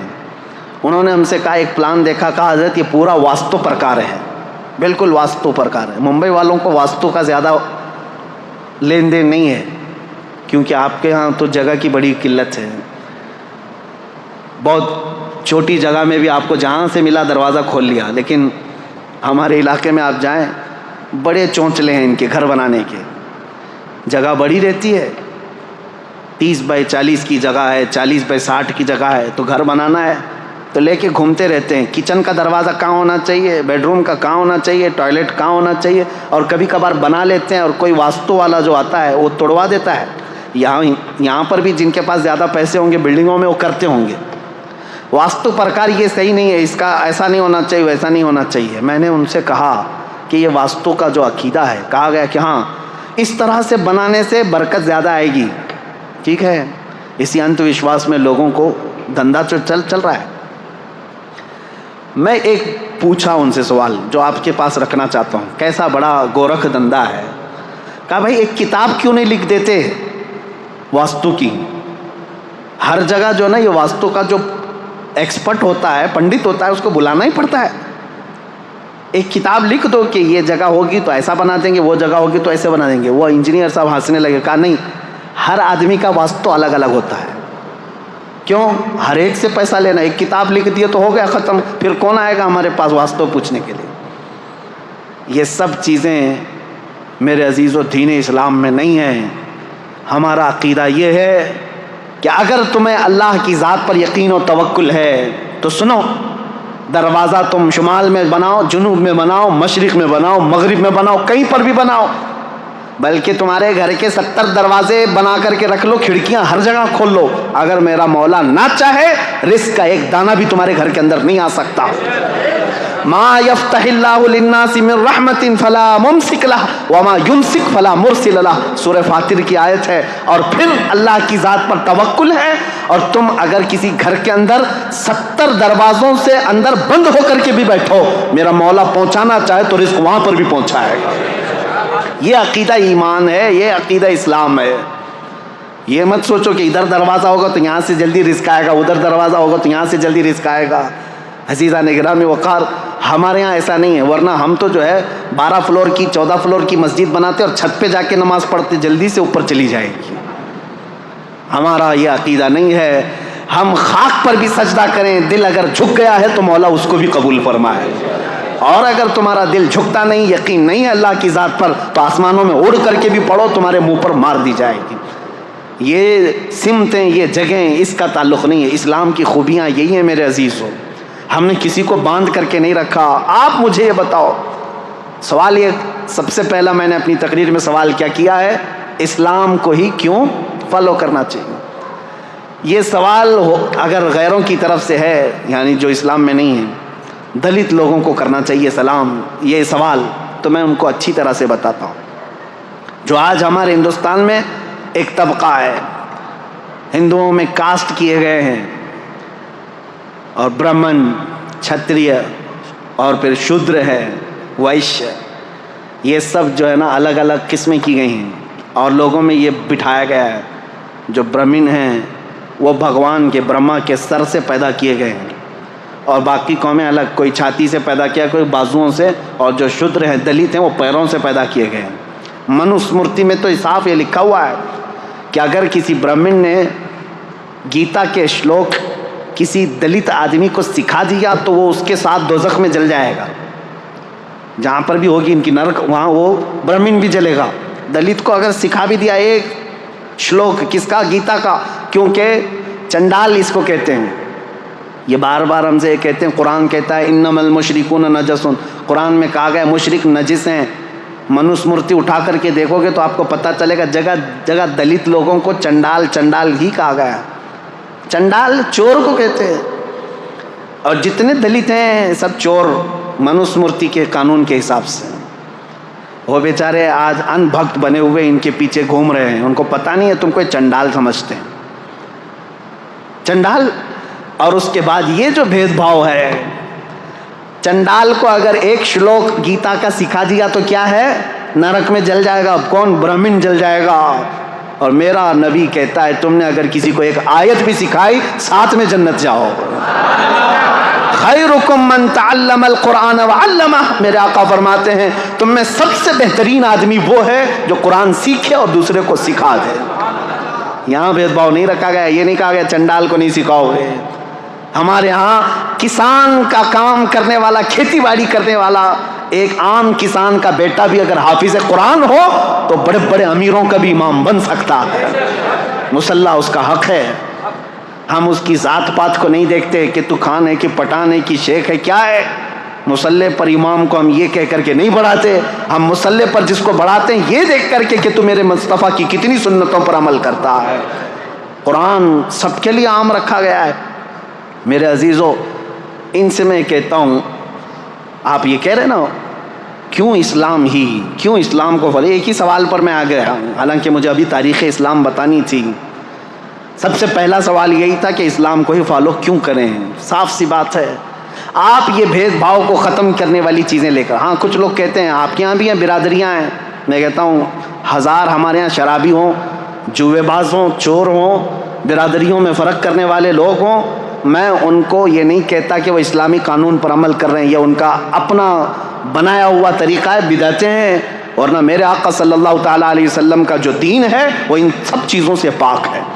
اس لیے میں مسلمانوں سے کہتا ہوں، خاص طور پر ہمارے شمال ہند میں اتر پردیش، بہار اور بنگال اس طرف جو ہے یہ برادریوں کا تعصب اتنا زیادہ ہے، یہ انصاری ہے، یہ جولا ہے، یہ خان ہے، یہ پٹھان ہے، یہ شاہ ہے، یہ شیخ ہے، یہ منصوری ہے، انصاری ہے، نہ جانے کتنی چیزیں بنا کر کے رکھا ہے۔ ٹھیک ہے، خاندان تعارف کے لیے تھا، ایک دوسرے کو پہچاننے کے لیے قبائل بنے گئے تھے، لیکن یہاں تو ایک دوسرے کو جھگڑا کرنے کے لیے، ایک دوسرے کو نیچا دکھانے کے لیے۔ میں ایک علاقے میں پروگرام کر کے ابھی آیا ہوں، حج سے پہلے کی بات ہے، میں نام نہیں بتاتا، اس پورے علاقے میں ایسا ہے، انصاریوں کا ایک گٹ ایک محلے میں رہتا ہے، مسلمان ہیں سارے، ایک برادری ہے، اور پھر ابھی قریب کی بات ہے کہ کوئی الیکشن کے لیے کھڑا ہو گیا، پٹھان تھا، خان تھا، سارے انصاریوں نے مل کر کے ہرایا، کہا ہندو جیتے گا چلے گا لیکن پٹھان نہیں۔ نعوذ باللہ۔ میں نے پوچھا کہ وہ جو خان صاحب کھڑے تھے، مجھے اس سے لینا دینا نہیں ہے کہ کون جیتتا ہے کون ہارتا ہے، لیکن میں کہہ رہا ہوں یہ تعصب کیوں آیا؟ میں نے کہا کیا وہ بدعقیدہ تھے؟ کہا نہیں، بدعقیدہ تو ہمارے محلے میں ہے ہی نہیں، وہ بھی مسلک اعلیٰ حضرت والا، ہم بھی مسلک اعلیٰ حضرت۔ میں نے کہا یہ تعصب کہاں سے آیا؟ کہا نہیں، اگر وہ آتے تو ہم کو مارتے، تم لوگ کم ذات والے لوگ ہو۔ نعوذ باللہ من ذالک۔ یہ تمام چیزیں ان لوگوں سے تمہارے درمیان آئی ہیں جن کے ساتھ آج اٹھک بیٹھک ہو رہی ہے، شودر لوگوں کے ساتھ جو سلوک برہمن کرتے ہیں، یہ سب چیزیں اسلام میں بالکل نہیں ہیں، اسلام ان چیزوں سے پاک ہے۔ آپ کو پتہ ہے ایک بار حضرت ابو ذر غفاری رضی اللہ تعالیٰ عنہ نے حضرت بلال کو صرف یہ کہا تھا کالی ماں کے بیٹے، میرے آقا صلی اللہ علیہ وسلم اتنے ناراض ہوئے تھے، پوچھا تھا افیک الجاہلیہ، اے ابو ذر ابھی تمہارے اندر جاہلیت ہے، ابھی جہالت کے زمانے میں پل رہے ہو؟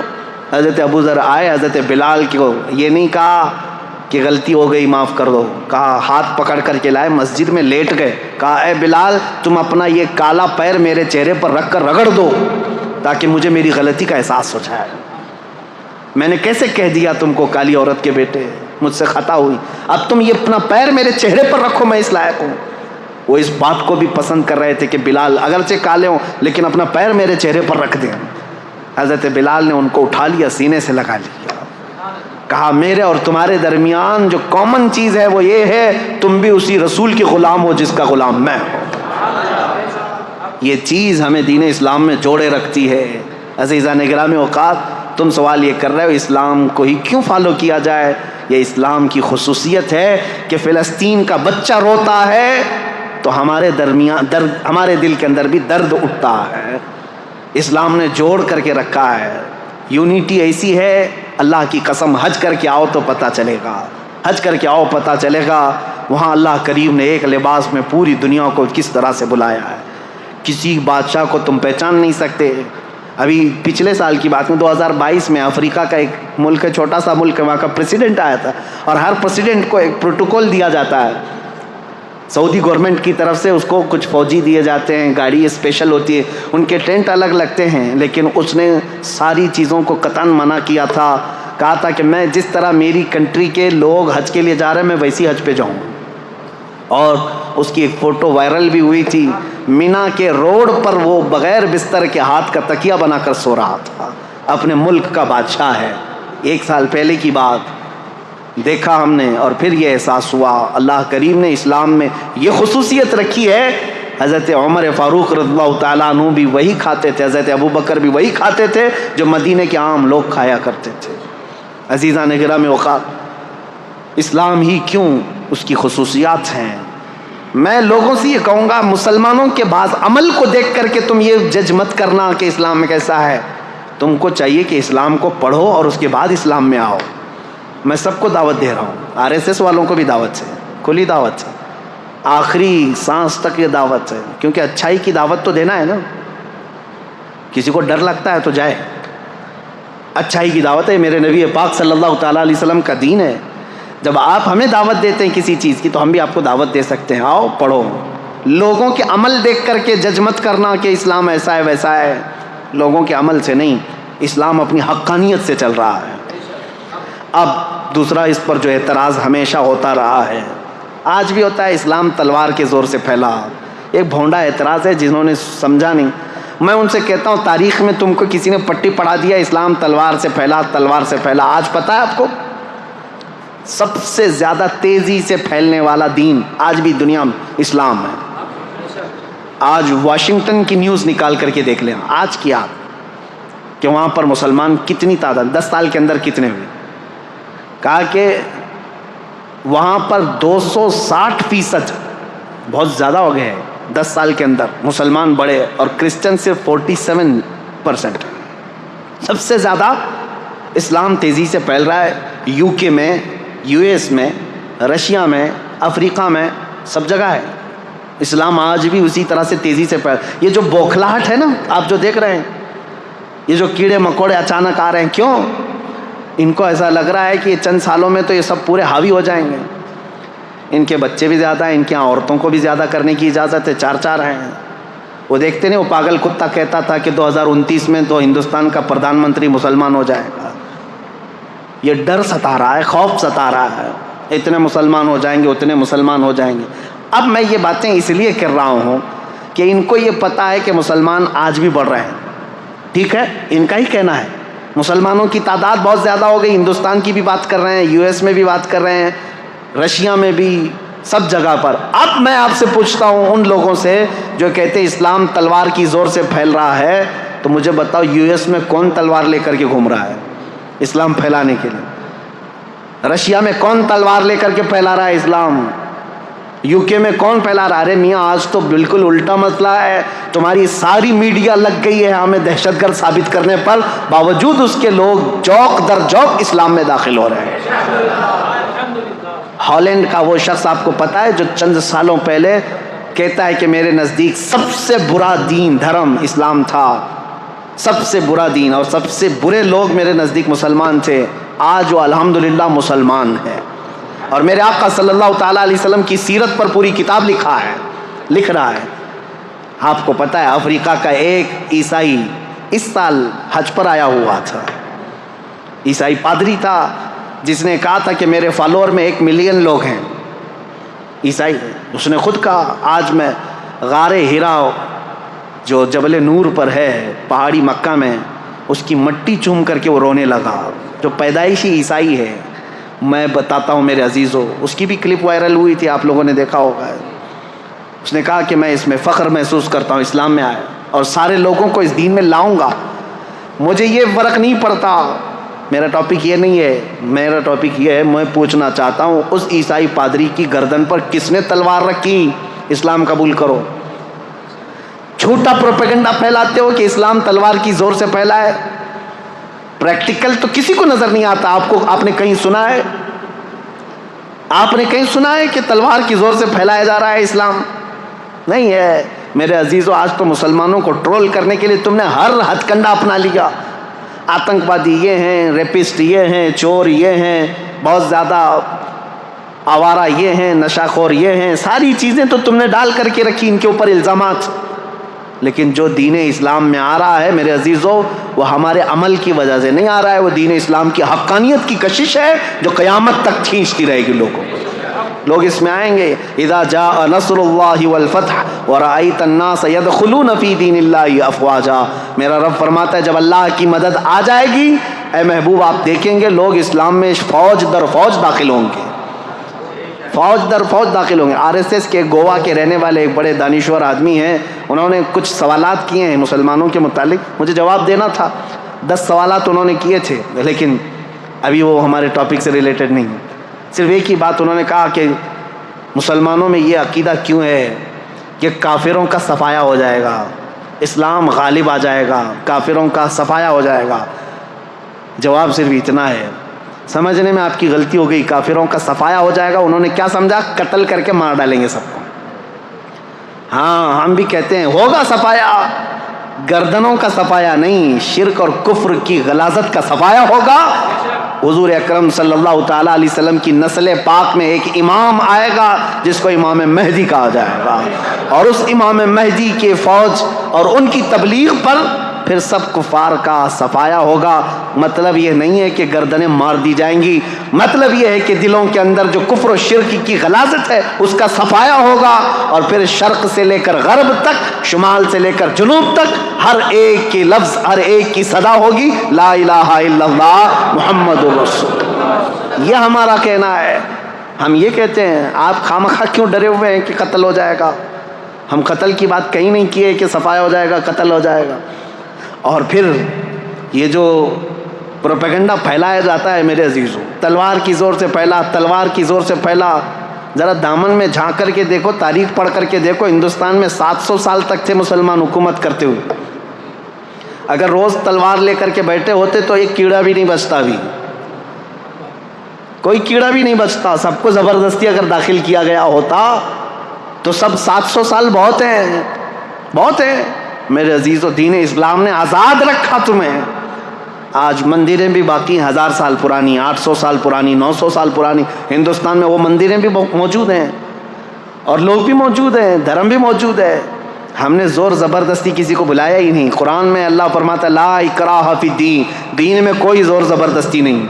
لیکن قیامت کا دن آنا ہے, فیصلہ تو اس دن ہونا ہے. اب اسلام کی خصوصیات یہ پوچھ رہے تھے کہ کیوں اسلام کو فالو کریں, اور پھر یہ اعتراضات, اسلام تلوار کی زور سے پھیلا, یہ ساری چیزیں ایک پروپیگنڈا ہے میرے عزیزو, پروپیگنڈا ہے. اور حقیقت اگر میں آپ کو بتاؤں, نبی کریم صلی اللہ تعالیٰ علیہ وسلم جتنی جنگوں میں شرکت فرمائے وہ تقریباً 17 ہوتی, 17 غزوات جس میں حضور صلی اللہ تعالیٰ علیہ وسلم بنفس نفیس خود گئے. اور کل جنگوں میں جو لوگ مرے, فوت ہوئے, ان کی تعداد پتہ ہے 252, 250 لوگ مرے ہیں. کتنے؟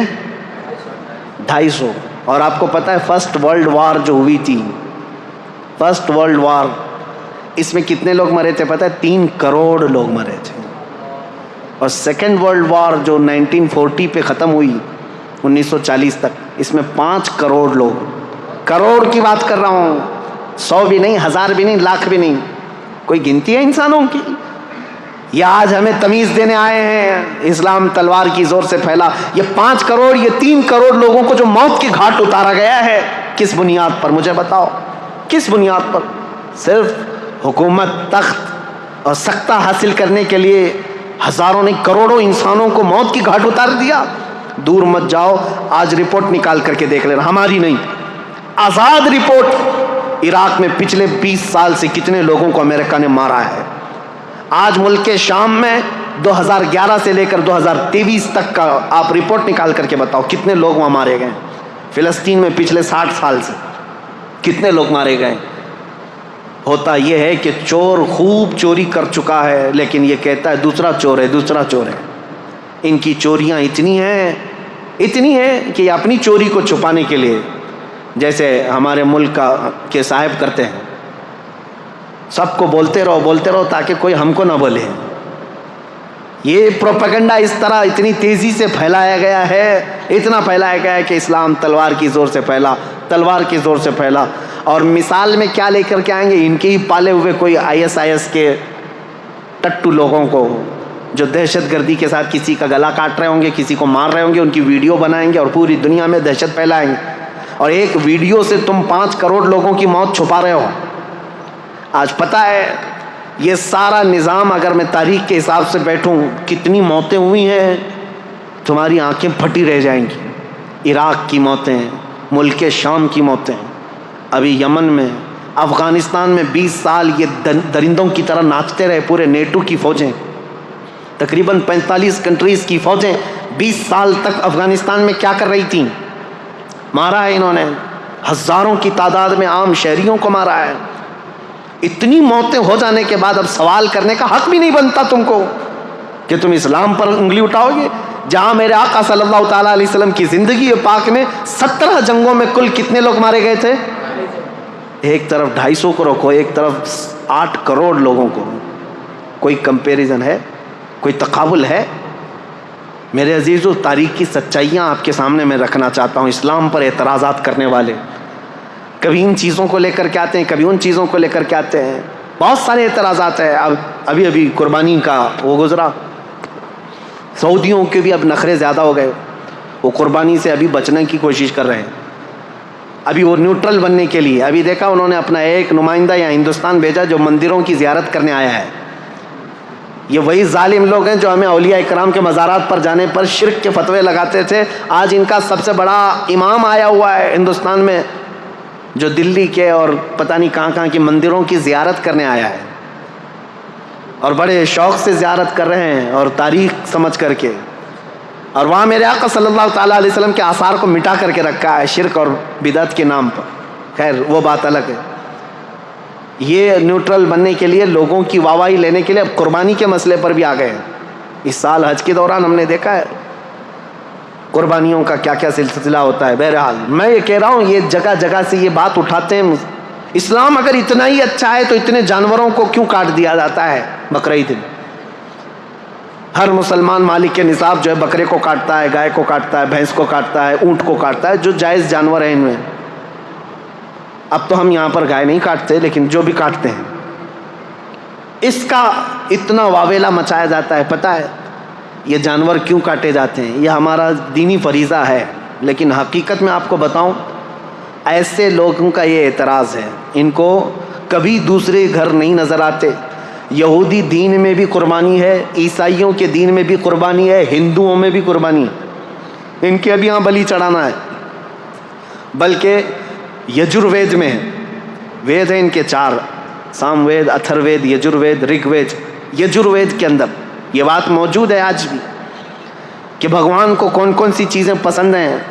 اس میں کئی جانوروں کے نام ہیں, اور خود رام کے بارے میں رامائن میں لکھا ہوا ہے کہ وہ ہرن کا شکار بہت شوق سے کرتے تھے.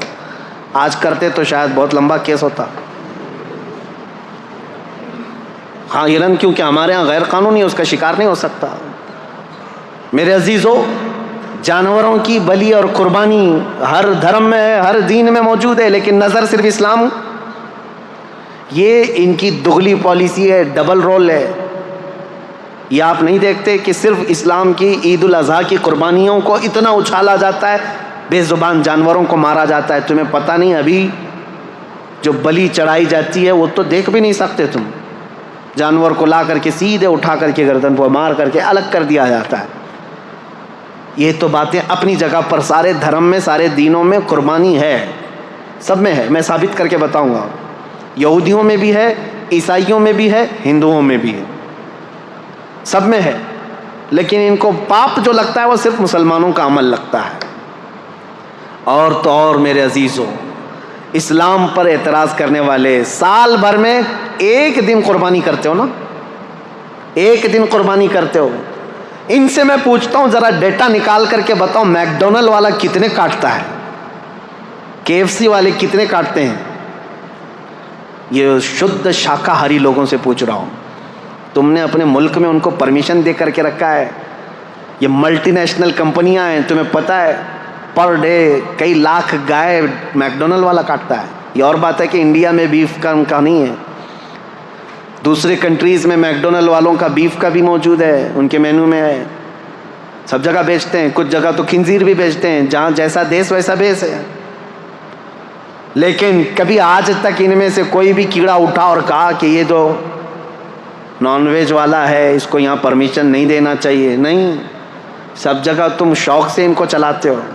وہی اگر کسی مسلمان کی دکان بھی ہو جائے تو تعصب اتنا بڑھ گیا ہے, زہر اتنا بڑھ گیا ہے, کہہ رہے یہ مانساہاری ہے, یہ تو نان ویج ہے, اس کو ہٹاؤ یہاں سے, پاپ لگ جائے گا. میرے عزیزو, یہ ڈبل پالیسی کا اور یہ جو دو چہرے والا مسئلہ ہے, یہ میں آپ کے سامنے رکھنا چاہتا ہوں. آج میری تقریر جو ہو رہی ہے وہ پوری ریکارڈ ہے, اور مجھے پتہ ہے ہمارا مجمع جو سن رہا ہے, میں نے شروع میں ہی کہا میں آپ کے لیے نہیں ہے. آپ الحمدللہ اس عقیدے سے وابستہ ہیں کہ میرے نبی کریم صلی اللہ تعالیٰ علیہ وسلم کا فرمان عالی شان ہمارے لیے زندگی کا آخری حرف ہے, اس کے بعد ہم سوچ بھی نہیں سکتے. ہمارا عقیدہ مضبوط ہے الحمدللہ. ہم دین اسلام کو حق سمجھ کر کے چل رہے ہیں, اس کے ہر مسئلے کو حق سمجھتے ہیں. میں ان لوگوں کو آج مخاطب کر رہا ہوں جن کے دلوں میں شکوک و شبہات ہے. اس سے بہت سارے 40 سوالات کے اعتراضات میں لے کر کے آج آیا تھا, بہت لمبا ٹائم گیا. 40 طرح کے ان کے سوالات ہیں جو ایتھسٹ لوگ بھی کرتے ہیں اسلام کے بارے میں. انشاءاللہ بیچ بیچ میں جب موقع ملے میں آپ کو بتاتا رہوں گا اسلام میں قربانی کیوں ہے, اسلام میں زیادہ بیویاں کیوں ہیں. اور یہ سب سوالات ایسے ہیں جو ان کے جیب میں خود موجود ہیں, خود کرتے ہیں. سوال اسلام کے ساتھ ہے. یہ آج اتنا پروپیگنڈا پھیلا ہے. نبی کریم صلی اللہ تعالیٰ علیہ وسلم نے ماں عائشہ صدیقہ سے نکاح بہت چھوٹی عمر میں کیا, جب ان کی عمر 9 سال کی تھی. عربوں میں رواج تھا, عربوں میں رواج تھا, اور اس کو کوئی اگر عیب سمجھتا تو سب سے پہلے مکہ کے وہ کافر جو حضور کو عیب لگانے کی کوشش کرتے ہیں, ان میں سے کوئی انگلی اٹھاتا اور کہتا یہ کیا کر دیا آپ نے, اور بہت واویلا مچاتے. لیکن عربوں میں سے ایک نے بھی نہیں کہا حضرت عائشہ کی شادی پر, کیونکہ ان کو پتا تھا یہ نارمل چیز ہے, کامن چیز ہے. اور یہ کامن چیز ہے, اسی لیے تو یہاں مہا بھارت میں بھی موجود ہے, رامائن میں بھی موجود ہے, گیتا میں بھی ہے. بہت ساری شادیاں ایسی ہیں جن کا ذکر کروں تو کئی لوگوں کو تکلیف ہو جائے گی. ہاں,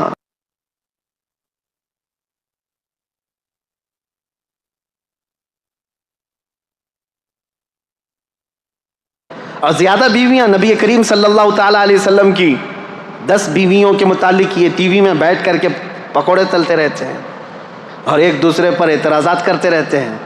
اسلام اسلام, نبی پاک صلی اللہ تعالیٰ علیہ وسلم کبھی اپنے گھر کی خبر ہی نہیں لیتے. اپنی بھی کتابیں اٹھاؤ, اپنی بھی کتابیں اٹھاؤ. 10 بیویاں کی ہیں لیکن ہر ایک کی حکمت ہے, میں بتاؤں گا. وہ مطلقہ تھیں یا بیوہ تھیں, نبی کریم صلی اللہ علیہ وسلم نے ان سے نکاح کر کے وہ درجہ دیا ہے کہ ان کو پوری کائنات کے مومنوں کی ماں بنا دیا, امہات المومنین بنایا. لیکن کلپنا بھی نہیں کی جا سکتی, تصور بھی نہیں کیا جا سکتا. ایک بھگوان تو ایسے ہیں جن کے 16,400 بیویاں ہیں, اور وہ ایک رات میں سب کے پاس بھی جا کے آتے تھے. یہ مذاق کی بات نہیں کر رہا ہوں, کتاب میں جو موجود ہے اتنی بات کروں گا, کہ زیادہ اگر اس پر مذاق کروں تو غلط بات ہے. جب یہ چیزوں پر ہم نے کبھی آپ کے ساتھ کوئی چھیڑ چھاڑ نہیں کیا, 16,000 نہیں 32,000 رکھ لو, کیا فرق پڑتا ہے. لیکن تم ادھر انگلی نہ اٹھاؤ میرے نبی پاک کی طرف, ایک بات یاد رکھو. اور کم سنی کے بارے میں بھی اگر انگلی اٹھاؤ گے تو ہم پوری لسٹ لے کر کے بیٹھے ہیں کہ کون کون کتنی عمر میں شادی کیا ہے. سب کی لسٹ موجود ہے. آپ کو میں بتاؤں بہت پرانا تو میں کہہ رہا ہوں کہ 1400 سال پہلے کی بات ہے. اس وقت کامن بات تھی 9 سال کی لڑکیاں. لیکن یہاں تو دیش آزاد ہونے کے بعد بھی، میں خالی آپ کے سامنے نام دے دیتا ہوں، چیک کر لینا آپ کی ذمہ داری. سب سے بڑی شخصیت کے نام سے مشہور ہے ہندوستان میں، یعنی غیر مسلموں کی بات کر رہا ہوں. بابا صاحب بھیم راؤ امبیڈکر، ان کی شادی کب ہوئی، کس سے ہوئی، کتنی عمر میں ہوئی، یہ ریسرچ کرنا تمہاری ذمہ داری ہے. رویندر ناتھ ٹیگور، جس کے ذریعے سے جن گن لکھا گیا ہے، جو پورے ہندوستان کا قومی ترانہ ہے آج، نیشنل اینتھم، اس کے رائٹر رویندر ناتھ ٹیگور. جا کے معلوم کرنا اب تمہاری ذمہ داری ہے کب شادی کیا، کس سے کیا اور کتنی عمر میں کیا. یہ تو 100 سال سے پہلے کے لوگ نہیں ہیں، ابھی کے ہیں. ان کے گھروں میں جو شادی ہو کر کے آئی لڑکیاں، وہ 15 سال سے کم کی ہیں، 10 سال کی ہیں، کوئی 12 سال کی ہیں. اور تم 1400 سال پہلے کے اعتراضات اٹھاتے ہو. نبی کریم صلی اللہ تعالیٰ علیہ وسلم نے ماں عائشہ صدیقہ سے 9 سال کی. ابھی تو 2 ہی مثالیں دیا، پوری لسٹ موجود ہے ہمارے پاس. صرف اتنا میں کہنا چاہتا ہوں، اسلام کے متعلق ٹھنڈے دل سے سوچو. کائیں چلانے سے یا کتے کی طرح بھونکنے سے تمہیں ہدایت کبھی نہیں ملے گی. اسلام کو بہت سارے لوگوں نے پڑھا ہے اور الحمدللہ جب دل نرم ہوا ہے تو انہوں نے بھی پکار کر کے کہا ہے. آپ کو پتہ ہے ایک بہت بڑا رائٹر ہے، انگلش رائٹر، بہت بڑا رائٹر ہے، جارج برنارڈ شاہ. اس نے کہا ہے میں نے پورا ریسرچ کر کے دیکھ لیا، دنیا میں اسلام سے بہترین قانون کسی کے پاس ہے ہی نہیں. اسلام سے بہترین قانون کسی کے پاس نہیں. اور اس نے یہ سب سے بڑی بات کہی کہ ریولیوشن جو دنیا میں آتے ہیں، کبھی لینن کا ریولیوشن آیا اور کبھی اسٹالن کا آیا، کبھی جو ہے بات چلتی رہی کس کی، آئنسٹائن کے سائنس کا نظریہ پھیلتا رہا. سب کے ایک ریولیوشن آئے ہیں، سب سائنٹسٹ بھی اپنے اپنے نظریات لے کر کے آئے ہیں. لیکن آپ کو پتہ ہے اس نے کہا ان کے ریولیوشن 100 سال 200 سال کے بعد ٹھنڈے پڑ گئے. سوشلزم، مارکسزم، کمیونزم، یہ سب چیزیں جو ہیں ریولیوشن کے طور پر آئے، حکومت چلانے کے طریقے لے کر آئے، لیکن ٹھنڈے پڑتے گئے. ان کی شخصیات جب چلی گئیں. جارج برنارڈ شاہ کہتا ہے لیکن ایک ریولیوشن آیا مدینے سے، اور وہ ریولیوشن ایسا ہے کہ اس کے بانی محمد صلی اللہ تعالیٰ علیہ وسلم 63 سال کے بعد وفات کر گئے. لیکن اس ریولیوشن کو میں آج دیکھ رہا ہوں، 14 صدیاں گزر گئی، ہر آنے والے بچے کے اندر ان کا امپلیمنٹ ویسا ہی نظر آتا ہے جیسے مکہ کے مسلمانوں کا رہا ہوگا. آج بھی اپنے دین کے لیے مر مٹنے کو تیار ہیں، آج بھی اپنے رسول سے ویسی محبت کرتے ہیں. نہ انہوں نے دیکھا، نہ ان کے باپ نے دیکھا، نہ دادا نے دیکھا، تقریباً ان کی 7 پیڑھیوں نے نہیں دیکھا ہوگا. لیکن محبت ایسی کرتے ہیں کہ ہر رات سوتے بھی ہیں تو تمنا یہی لے کر آج خواب میں میرے آقا تشریف لائیں. یہ حقیقت ہے یا نہیں مسلمانوں؟ یہ میری بات نہیں، یہ جارج برنارڈ شاہ ایک رائٹر ہے انگلش انگریز، وہ کہتا ہے اتنا بڑا ریولیوشن میں نے نہیں دیکھا جو 1400 سال تک چلتا آ رہا ہو. اور آج وہ رسول نہیں ہے، وہ صحابہ نہیں ہیں جو ان کے کمپینین تھے، ان کے ساتھی تھے، ان کے خلیفہ نہیں ہیں، لیکن اس کے باوجود خاموش دیواروں سے ایسا لگتا ہے اسلام ابھی بھی پھیل رہا ہے. یورپ میں، امریکہ میں، افریقہ میں کون ہے جو جمال مصطفیٰ دیکھ کر کے آ رہا ہو؟ کوئی ہے نہیں. نہ صحابہ کو دیکھا، نہ اولیاء کو دیکھا. اس وقت کے فتنوں کے زمانے میں بھی لوگ اسلام میں داخل ہو رہے ہیں. میں کہتا ہوں یہ میرے آقا کا لایا ہوا ریولیوشن، انقلاب ایسا ہے جو آج تک نہیں بلکہ قیامت تک قائم رہنے والا ہے، اور یہ سب پر غالب آ کر کے رہے گا انشاءاللہ. سوالات، اعتراضات بہت سارے ہیں. اسلام میں 4 شادیاں کیوں، اس کا میں نے بتا دیا. عورتوں کی تعداد زیادہ ہے اور ان عورتوں کو آوارہ ہونے سے بچانا بھی ضروری ہے. اس کے لیے ایک سسٹم دیا گیا ہے، کیونکہ اسلام فلی لائف سسٹم ہے. اور اس کے علاوہ کم سنی پر جو اعتراضات کرتے ہو، اور اس کے علاوہ بہت ساری چیزیں ایسے اعتراضات کرتے ہیں، مرنے کے بعد دوبارہ زندہ ہونے کا عقیدہ کیوں ہے، یہ ساری چیزیں اسلام میں کیوں؟ میرے عزیزو، یہ ہونا بہت ضروری ہے. اگر آخرت کا تصور نہ رہے تو ہر کوئی آزاد کھلے طور پر ناچتا رہے گا جیسے وہ ناچ رہے ہیں. شراب پی لیا، زنا کر لیا، ڈر کسی کا نہیں ہے. اور زیادہ سے زیادہ کچھ لوگ ڈراتے ہیں یہ کہہ کر کے کہ اچھے کام کرو تو ٹھیک ہے، برے کام کرو گے تو اگلے جنم میں چوہا پیدا ہو جاؤ گے، کتا پیدا ہو جاؤ گے. اتنا ہی ڈر ہے. وہ دیکھتے نہیں، ان کا مذاق بھی چلتا رہتا ہے. کبھی یمراج کو دھوکہ دے دوں گا. ہاں، موت کے فرشتے کے متعلق جو عقیدہ ہے وہ اس لیے کہ اتنا ہلکا بنا کر کے پیش کر دیا تم نے، اتنا ہلکا بنا کر کے کہ کچھ نہیں ہونے والا ہے۔ میرے عزیزو، اسلام آخرت کا ایسا مضبوط عقیدہ دیتا ہے، ایسا مضبوط عقیدہ کہ آپ مشرق سے لے کر مغرب تک، شمال سے جنوب تک پوری دنیا میں گھومو، کسی بھی مسجد میں جاؤ، مسلمان جب مسجد میں جا کر اللہ اکبر کہہ کر رکعت باندھتا ہے، اس کی نظریں ایسی سیدھی ہو جاتی ہیں، کوئی اسے پکارے تو بھی نہیں دیکھتا، کوئی اسے چلائے تو بھی نہیں دیکھتا، اس کی نظر ایک ہی طرف ہے، وہ اللہ کے قرب کی طرف بڑھنا چاہتا ہے۔ میں اس سے یہ پوچھتا ہوں دوسروں سے، یہ اس کے اندر مطمح نظر، محور، مرکزیت کس نے پیدا کیا؟ یہ عقیدہ آخرت ہے۔ اس کا عقیدہ یہ ہے میرا رب مجھے دیکھ رہا ہے۔ ٹھنڈیوں کے دنوں میں بستر چھوڑ کر کے اگر نماز کے لیے آتے ہو، یہ عقیدہ ہے کہ آخرت میں مجھے حساب دینا ہے۔ کسی کا مال نہیں کھاتا آدمی تو اس لیے کہ آخرت میں مجھے حساب دینا ہے۔ وہ کہتے ہیں حساب تو یہاں پر بھی اللہ دے سکتا تھا، وہاں کیوں؟ ایک سوال یہ بھی ہے، اللہ اگر چاہے تو یہیں پر حساب لے لیتا، برے لوگوں کو یہاں مار دیتا اور اچھے لوگوں کو یہاں اچھائی دے دیتا۔ نہیں میرے عزیزو، یہ انسان کی جان ایسی ہے، کچھ بندے ایسے ہیں جو اتنے گناہ کر چکے ہیں، ان کو موت بھی دے دو تو سزا پوری نہیں ہوتی۔ صحیح کہہ رہا ہوں؟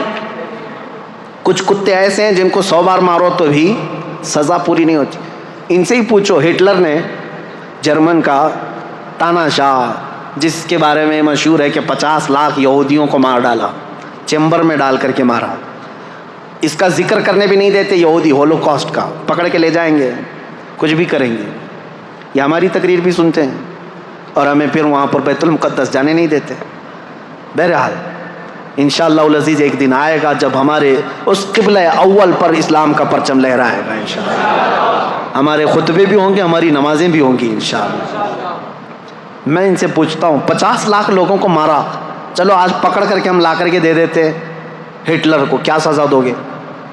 کیا سزا دو گے اس کو؟ 50 لاکھ لوگوں کو مار، تم خوب غصے میں جل کر کے کیا کرتے؟ اس کو بھی چیمبر میں ہی ڈال کے مارتے، ہاں اس کو بھی مار ڈالتے، مر جاتا تو ہو گیا۔ ایک یہودی کو مارنے کی سزا ہو گئی ہے، باقی اتنے جو 50 لاکھ کے قریب ہیں، ایک کو مارنے کی سزا، تو ایک کو مار دیا تم نے، اس کو تو سزا ملنی چاہیے تھی 50 لاکھ لوگوں کے مارنے کی۔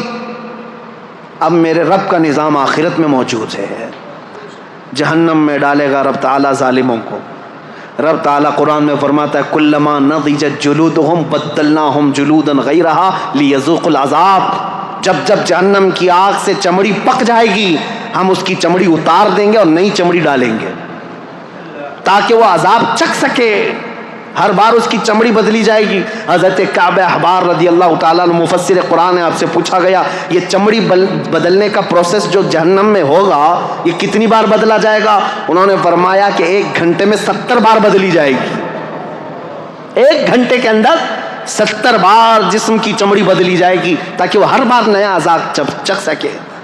جب جب جلے گا پھر بدلا جائے گا، کیوں؟ وہاں موت نہیں ہوگی، موت نہیں ہوگی۔ ایک بار موت کو بھی موت آ جائے گی، اس کے بعد ختم، اب نہ جہنمیوں کو موت نہ جنتیوں کو موت، اب سزا جھیلنا ہوگا۔ اس کے لیے آخرت میں حساب کتاب ہونا ہے، انصاف ہونا ہے، آخرت ضروری ہے۔ دنیا میں عدالت ہو سکتی، فیصلہ ہو سکتا، ایک بار مار دیتے ہو جاتی، باقی گناہوں کی سزا کیسے دیتے؟ باقی گناہوں کی سزا کیسے ملتی؟ ایک مرد ایسا آیا جو 10 لڑکیوں کا ریپ کیا ہو، اب زیادہ سے زیادہ ہم اس کو سزا کیا دیتے؟ موت کی سزا دیتے، مار دیتے۔ اس کی سزا تو ہو گئی، ایک لڑکی کے ساتھ زنا کرنے یا زنا بالجبر کی سزا ہو گئی، ایک کو مار دیا ہم، باقی 9 لڑکیوں کا انصاف کیا ہے؟ اس کے لیے آخرت ہے۔ اللہ تبارک و تعالیٰ قیامت کے دن پھر وہ عذاب دے گا، وہ عذاب دے گا جس کو کانوں نے سنا نہیں ہوگا، آنکھوں نے دیکھا نہیں ہوگا۔ میرے عزیزو، اسلام کی یہ تمام چیزیں ہیں جس کی وجہ سے میں دعوت فکر دیتا ہوں لوگوں کو، سوچو کہ اسلام کو کیوں فالو کرنا چاہیے۔ یہ میرا دین ہے، اس کی حقانیت ہے، اس کی خوبیاں ہیں، اس میں اونچ نیچ کا فرق نہیں ہے، اس میں غریب امیر کا فرق نہیں ہے، اس میں چھوت چھات نہیں ہے، اس میں غریب کا بیٹا بھی پہلی صف میں کھڑا ہو سکتا ہے، امیر کا بیٹا بھی پہلی صف میں کھڑا ہو سکتا ہے۔ حج بیت اللہ کے لیے جانے کے لیے کسی کا کوئی امتیاز نہیں۔ یہاں پر اگر کوئی اعلیٰ ذات والا ہے وہی پوجا کرے گا، وہی بھگوانوں کو چھو سکے گا، چنڈال دلیت چھو نہیں سکے گا۔ میرے دین میں یہ نہیں ہے۔